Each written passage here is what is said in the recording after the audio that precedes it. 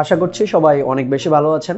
আজকে বরাবরের মতোই আমি আপনাদের নিকট একটা সুন্দর বই নিয়ে হাজির হয়েছি। এই বইটি হচ্ছে নন ফিকশন তথা সেলফ ডেভেলপমেন্ট বুক। আসলে তো সেলফ ডেভেলপমেন্ট বুক আমি নর্মালি যেগুলো আসলে রিভিউ করে থাকি, বিশেষ করে ইংরেজি, সেগুলো ইন্টারন্যাশনাল বেস্ট সেলারি হয়ে থাকে কিংবা New York Times best seller হয়ে থাকে।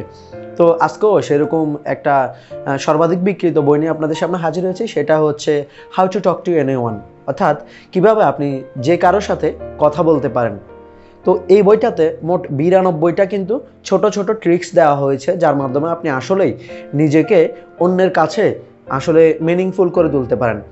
বইটিতে এই 92টা ট্রিক্সের জন্য মোট 9টা চ্যাপ্টার কিন্তু করা হয়েছে, অর্থাৎ 9টা চ্যাপ্টারের অধীনে 92টা ট্রিক্সকে কিন্তু সংক্ষেপে মানে ছোট ছোট করে উল্লেখ করা হয়েছে। অবশ্যই সংক্ষেপে না, কারণ যদি সংক্ষেপে হতো তাহলে বইটা 300 পৃষ্ঠার একটা বই হতো না। তো একটা কথা বলে রাখি, আসলে এই বইগুলো প্রথমত পড়ার জন্য আপনাকে ইংরেজিতে মোটামুটি হলেও দক্ষ হতে হবে, ঠিক আছে?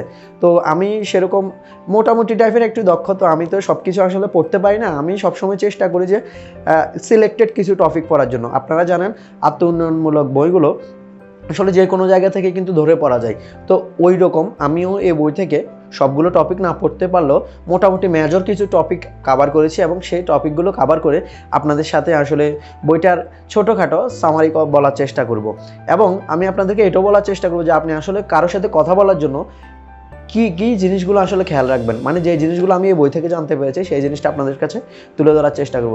তো চলুন কথা না বাড়িয়ে আমি আসলে জিনিসগুলো বলার চেষ্টা করি। তো বইটার লেখিকার নাম তো আসলে বলি নাই। বইটার লেখিকাকে আপনারা সকলেই চিনেন, সেটা হচ্ছে লেইল লোন্ডেস।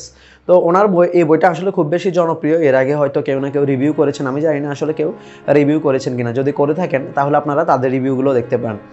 তো বইটা থেকে আমি প্রথম যে জিনিসটা শিখতে পারলাম সেটা হচ্ছে কারোর সাথে কথা বলার জন্য বা কারোর সাথে প্রথম ইমপ্রেশনে আপনি আপনার চোখ এবং হাসি ব্যবহার করুন। অর্থাৎ চোখ দিয়ে দেখবেন এবং মুখ দিয়ে একটা হাসি দিবেন। নর্মালি কিন্তু সকলে বলে যে কারোর সাথে দেখা হলে হেসে কথা বলো। আসলে বিষয়টা সেটা না। লেখিকা এটা বলার চেষ্টা করেছেন যে কারোর সাথে যদি আপনার দেখা হয়, প্রথম দেখা হয়, তাহলে আপনি শুরুতেই হেসে দিবেন না। 1 সেকেন্ড কিংবা তার থেকে অল্প বেশি সময়ের জন্য আপনি তাকে দেখে একটু নীরবতা পালন করুন, একটু বিরতি নিন। এই বিরতি আপনার ব্যক্তিত্বকে তার নিকট কিন্তু ফুটিয়ে তুলবে। এরপর তার চোখের দিকে তাকান, তার চোখের দিকে তাকিয়ে মুচকি একটা হেসে দিন। এতে কি হবে, আপনার প্রতি তার যে একটা ইমপ্রেশন, সেই ইমপ্রেশনটা ভালো হয়ে যাবে। সে আপনার প্রতি ইতিবাচক আসলে মানে ইতিবাচক হিসাবে আপনাকে সে কিন্তু আসলে দেখবে। আপনি যদি কারোর সাথে ডেট করতে যান, লেখিকা বলেছেন আপনি যদি কারোর সাথে ডেট করতে যান তাহলে শুরুতেই কথা বলে উঠবে না। হয় তাকে কথা বলার সুযোগ দিন, অথবা তার চোখের দিকে, তার মুখের দিকে গভীর দৃষ্টিতে তাকিয়ে থাকুন। গভীর দৃষ্টিতে তাকিয়ে থাকার ফলে তার জন্য কিন্তু আপনার মনে যেরকম জায়গা হবে, আপনার জন্য কিন্তু তার মনে একটা ছোট্ট সফট কর্নার ক্রিয়েট হবে। অর্থাৎ সহজ কথায় বললে আপনার সঙ্গী আপনার চোখের দিকে চেয়ে আপনার মোহে কিন্তু আচ্ছন্ন হয়ে পড়বে। ভাই, এটা আমার কথা না, এটা হচ্ছে লেখিকার কথা। আর যেটা আগের বার বলেছি যে কারোর সাথে আপনার দেখা হোক না কেন, আপনি যদি তার সাথে কথা বলতে যান তাহলে আপনি এমনভাবে একটা মুচকে হাসি দিবেন যাতে এটা মনে হয় ওই ব্যক্তির নিকট যে তার সাথে দেখা করতে পেরে আপনি সত্যিই অনেক বেশি আনন্দিত। এতে করে কি হবে, আপনার প্রতি তার গুরুত্বটা আরও বেড়ে যাবে। অর্থাৎ সে আপনাকে আরও বেশি মূল্যায়ন করতে শুরু করবে। অর্থাৎ প্রথম ইমপ্রেশনে লেখিকা বলেছেন আসলে আই কন্ট্যাক্ট খুবই বড় জিনিস, আপনি আই কন্ট্যাক্ট করার চেষ্টা করবেন। এরপরে এই বইটা থেকে আমি দ্বিতীয় আরেকটা জিনিস শিখেছি, সেটা হচ্ছে কারোর সাথে যখন আমরা কথা বলবো সেটার জন্য আপনি অনেক বড় বড় কথা বলবেন না, শুধু নিজেই কথা বলতে থাকবেন না। আপনাকে ছোট ছোট কথা দিয়ে আপনার কথার যে ব্যারিয়ারটা সেটাকে অতিক্রম করতে হবে। অর্থাৎ আপনি কি বলতেছেন ওটার দিকে খেয়াল না করলেও চলবে, কিন্তু আপনি এমনভাবে আপনার বাচনভঙ্গিগুলো প্রকাশ করুন যেটা আপনার সামনে বসে থাকা যে শ্রোতা রয়েছে তার ওই শ্রোতার বর্তমান মুডের সাথে যাতে ম্যাচ করে। ওই শ্রোতার বর্তমান মুডের সাথে যখন ম্যাচ করবে আপনার কথাগুলো, তখন দেখবেন যে তিনি আপনার কথাগুলো শুনতে আরও বেশি আগ্রহী হবেন। অর্থাৎ আপনাকে এটা খেয়াল রাখতে হবে যে কী ধরনের কথাগুলো বললে আপনার শ্রোতা আসলে শুনতে স্বাচ্ছন্দ্য বোধ করে, আপনাকে ওই কথাগুলোই বলতে হবে। মানে আপনি তো নিশ্চয়ই তার মাথা নাড়ানো কিংবা তার আচরণে বুঝবেন না যে আপনার কথাগুলো সে আসলে কতটুকু পছন্দ করতেছে, এ ধরনের একটা বিষয়। তাই বলে আবার তেল মারতে যায় না ভাই, আমাদের বাঙালিদের একটা বড় অভ্যাস, আমরা তেল মারি, সেটা কিন্তু করা যাবে না। এরপর যে জিনিসটা শিখেছি সেটা হচ্ছে কারোর সাথে আপনি কিভাবে কনভারসেশন শুরু করতে পারেন। আপনি যখন কোনো জায়গায় কথোপকথন শুরু করবেন সেটা দেখেন দুই ভাগে বিভক্ত, একটা হচ্ছে পাবলিক স্পিকিং আর একটা হচ্ছে আপনি প্রাইভেট স্পিকিং। অর্থাৎ কারোর সাথে যখন পার্সোনালি কথা বলেন সেটা মঞ্চের বাইরে, আর যখন পাবলিক স্পিকিং করেন সেটা হচ্ছে মঞ্চের ভেতরে। তো প্রথমে আসি মঞ্চের ভেতরে আমরা কিভাবে কথা বলতে পারি। মঞ্চের ভেতরে আপনাকে যদি একটা বক্তৃতা দিতে দেওয়া হয় কিংবা আপনাকে যদি কোনো বিষয়ে কোনো টপিকের উপর কথা বলতে হয়, তাহলে লেখিকা বলেছেন যে আপনি কোনো একটা অবজেক্ট ক্যারি করতে পারেন, পকেটে করে ছোট একটা অবজেক্ট ক্যারি করতে পারেন, অথবা আপনি ভালো পোশাক পরিচ্ছদ কিন্তু পরে যেতে পারেন। তাহলে মানুষ কিন্তু আপনার দিকে কি তার ফোকাস পয়েন্টটা আরও বেশি দিবে।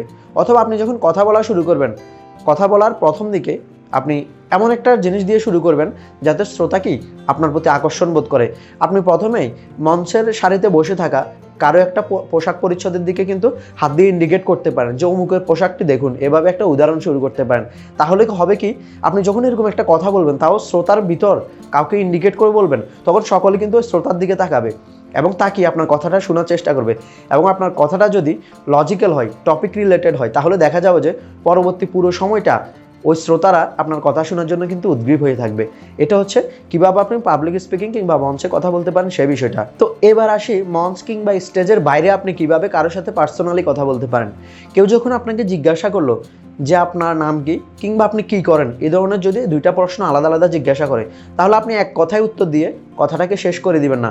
আপনি কথাটাকে এমনভাবে বলার চেষ্টা করুন যাতে আসলে আপনাকে যে প্রশ্নটি করেছেন তিনি আপনার বিষয়ে আরও কিছু জানার বিষয় কি আগ্রহী হয়, তিনি যাতে আপনার বিষয়ে আরও কিছু জানার জন্য কি নিজেকে উদ্গ্রীব করে রাখে।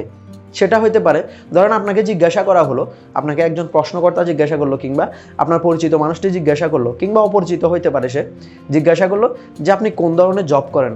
আপনি যদি সহজে বলে দেন যে আমি একজন ওয়েব ডেভেলপার, তাহলে কিন্তু এটা হবে না। লেখিকা বলেছেন এটাকে অ্যাভয়েড করুন। লেখিকা বলেছেন আপনার উত্তরটা হতে হবে একটু বড় করে। সেটা কীরকম, যেমন আপনি বলতে পারেন যে আমি গত 8-9 বছর ধরে ওয়েব ডেভেলপিংয়ের সাথে সম্পৃক্ত আছি।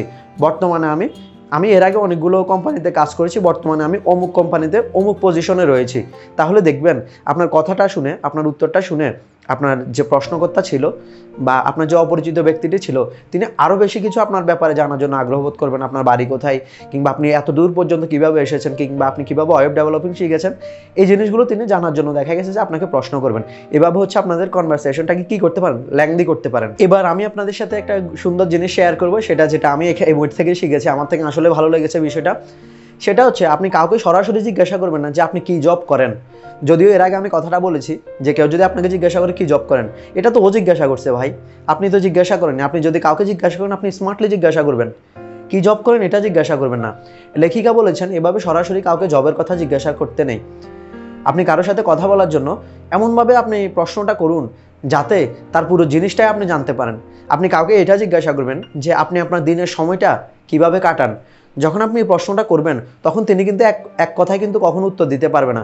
দেখা যাচ্ছে তিনি তার পুরো দিনের রুটিনটা আপনার সাথে শেয়ার করবে এবং একই সাথে আপনি তার ব্যক্তিত্ব সম্পর্কে ধারণা পেয়ে যাবেন। অর্থাৎ লেখিকা বলেন যে কারোর সাথে কথা বলার সময় আপনি 1 মিনিটে পুরো কনভারসেশনটাকে শেষ করবেন না। এমনভাবে কনভারসেশন করুন যেন সেখানে একটা গল্পের ব্যাংক তৈরি হয়ে যায়। গল্পের ব্যাংক তৈরি হওয়ার মাধ্যমে দেখা গেছে যে আপনাদের সময়টা আরও বেশি কি কোয়ালিটিপূর্ণ হবে। এত বেশি কোয়ালিটিপূর্ণ হবে, দেখা গেছে যে অপর পাশের ব্যক্তিটি আপনার কথা খুব সহজে ভুলতে পারবে না। এরপর আরেকটা গুরুত্বপূর্ণ আপনাদের কাছে পয়েন্ট শেয়ার করি, সেটা হচ্ছে how to make others feel special. কিভাবে আপনার নিজেকে অন্যের কাছে বিশেষ কিংবা স্পেশাল হিসাবে আপনি প্রেজেন্ট করতে পারেন নিজেকে, সেটার জন্য কিন্তু খুব সুন্দর একটি লজিক এখানে তিনি দিয়েছেন।